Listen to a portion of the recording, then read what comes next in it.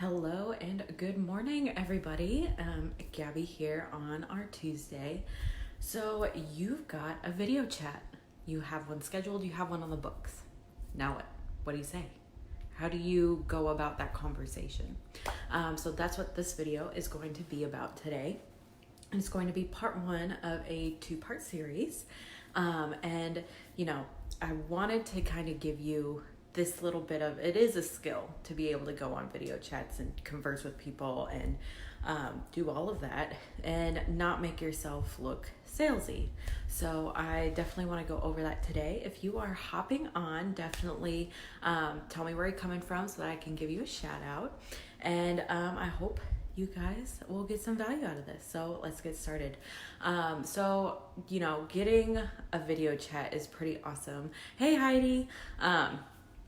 And it's one of those things where it's kind of like one part you've done it, you've got somebody to talk to, and another part you're pretty much scared, that you're gonna mess it up like completely. Because one, I've been there, and two, it's been a kind of a struggle to figure out what the heck to actually say. So luckily, I went to a workshop that kind of gave me some of those hints. And I also learned from somebody at that workshop what they use to make it a lot simpler. So first and foremost, you do not want to be salesy on your video chat, because the main purpose is to figure out where they're at, what they're needing, and how you can help them. Whether it's, a different strategy or, if it's your opportunity, whichever it might be, you have to figure out where they're at first. Hey, Judy. And so to think about it, you want to ask certain questions, much like, one of them might be, where do you see yourself in a year? Another might be, what's a goal that you want to reach and how might you reach it? Hey, Shayla. Another thing you might think about is, what amount of income would you need to hit that goal? Or what amount of income would change your life, and what would that mean to you?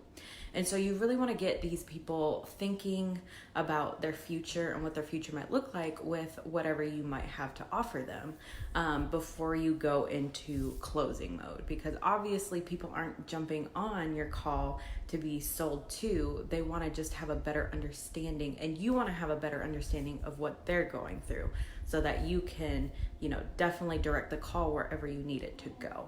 So that is pretty much the most important thing on whenever you get a call and how to go about the call. And just, be yourself. You don't have to be this other person who's, spectacular at closing or anything. Just be yourself. And that's something that, I struggled with, especially for my first couple of calls, was I feel like I completely botched them.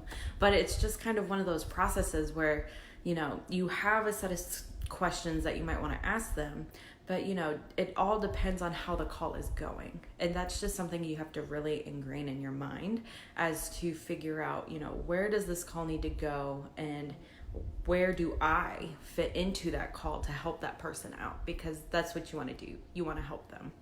So that is what I wanted to go over this morning on our Tips on Tuesday. Thank you everybody for hopping on. And if you got value out of this, definitely throw me a hashtag value down below.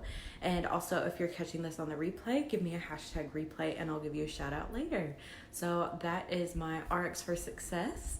Take as directed, and I'll be hopping on Thursday for part 2 of this, you've got a video chat series. So I hope you guys have a great Tuesday. I will be off to work, and also we're all getting ready for Turkey Day. So make sure you get your shopping done today so that we're not all goobers going out tomorrow and, totally clearing out the grocery stores. All right. See you guys later.